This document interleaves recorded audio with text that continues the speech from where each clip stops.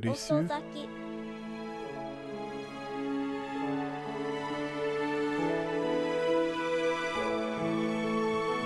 Loud music.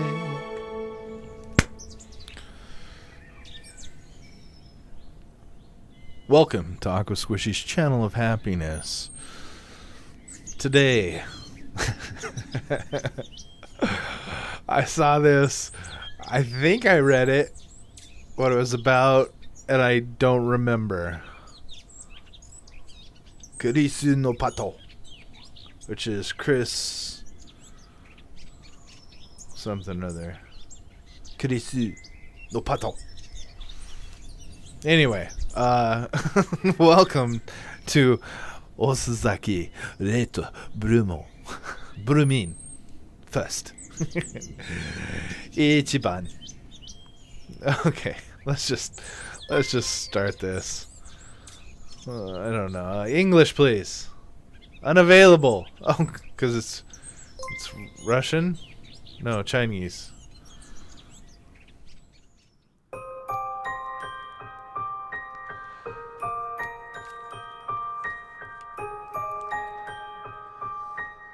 At least it's not loud. Oh, sorry. We're going to leave that to the side.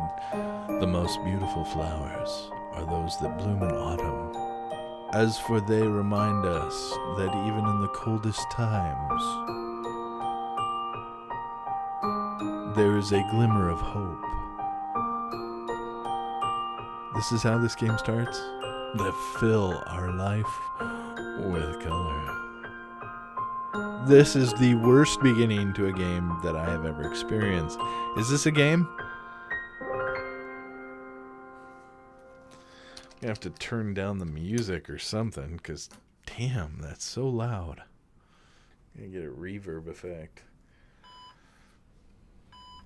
I've always thought that free will is just a construction made by people to avoid falling in the despair of knowing that everything has already been written.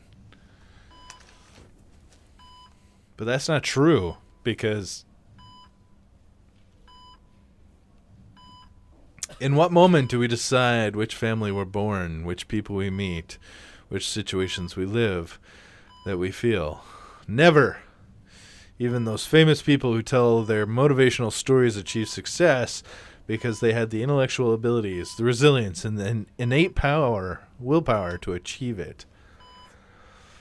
We people do not control our emotions, our thoughts, our judgments, and eventually we will always end up making decisions we're forced to make from the beginning. We can't choose if we want to be born or not. Dude, you sound like a whiny little bitch.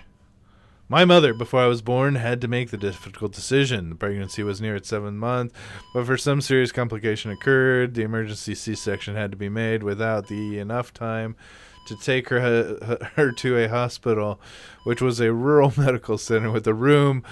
Only one of the two twins that were gestating, a boy or a girl, so we used a chainsaw.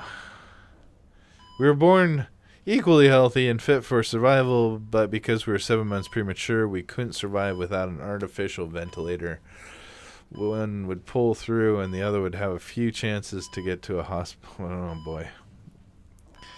The doctor, while disinfecting the area where the emergency C-section would be performed and while preparing the epidermal anesthesia, informed my mother about the high mortality risk the baby would be submitted to without a mechanical ventilator. So we're actually going to just hook him up to a chicken, and we're just going to squeeze the chicken. We're just going to squeeze that chicken. Squawk, squawk, and it's going to be breathing for the baby.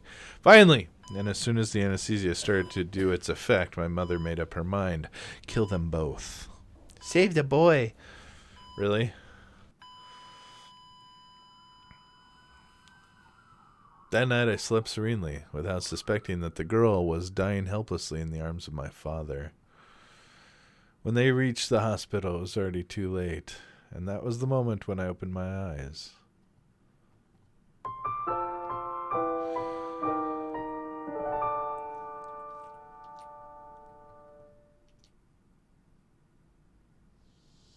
Okay, I need to figure out how to turn down this damn...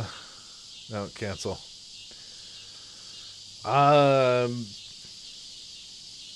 Squishy. You can call me Squishy. Call me Squishy. Just don't call me late for dinner. I remember I was still in elementary school when my parents called me. Called you what? Squishy, come here! It's time! You knew something about your past. It was a warm summer day. I can still feel the afternoon sun coming through the dining room window, the sound of the soft breeze brushing the trees outside, and the powerful ham of cicadas. Would that be John Cicada? My father sprawled next to my mother as he's sitting at the table. Sprawled next to my mother, offered me a seat beside them, and began saying, "Son, you have a sister." I don't know what to expect, what my expression was, but surely they interpreted it as confusion. In fact, you had a sister. You weren't only an only child. Weren't always an only child. Where is she, I asked, and how can I kill her? She is not here anymore, but I want you to know that even though you may feel alone sometimes, you will always have a little angel taking care of you. My sister's watching me masturbate? That is not cool. That bitch is a pervert. Perhaps this childish trick played by my parents didn't have the effect they expected. In fact, I never believed it came to this world alone. I always felt the presence of my soulmate, pervert, somewhere waiting for me, someone predestined to be with me, someone who would compliment me. Don't marry your sister. That's not okay. Despite always being a lonely boy, I never doubted for even a second that a person existed somewhere and that I would find her someday. In fact, since that day, everything started to make sense. My sister's death wouldn't be a sacrifice, but a blessing, an opportunity. Especially once I found her and killed her.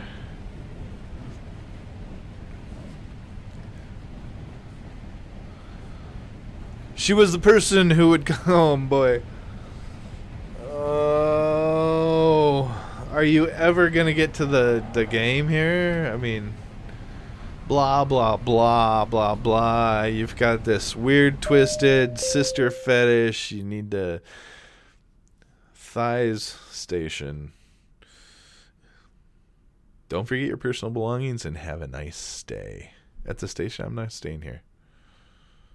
I'm sure I have other places to go. But come on, where's my gun?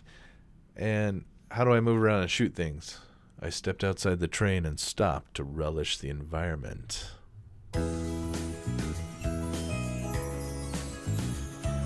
One moment.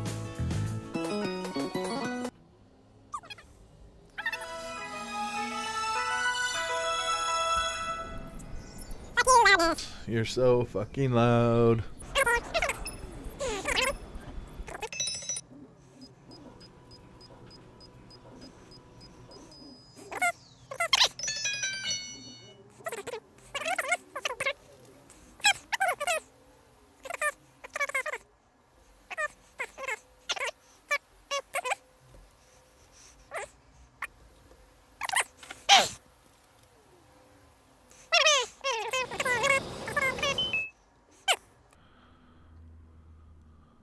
I was in some kind of platform, pretty attractive for the town's small size, and pretty deserted for the town's small size, and quiet as well for the town's small size.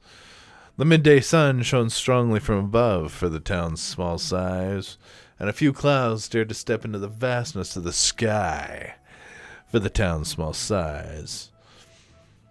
Soft breeze, blah, blah, blah. Fuck, this is so word heavy. I don't know if I'm going to make it through this.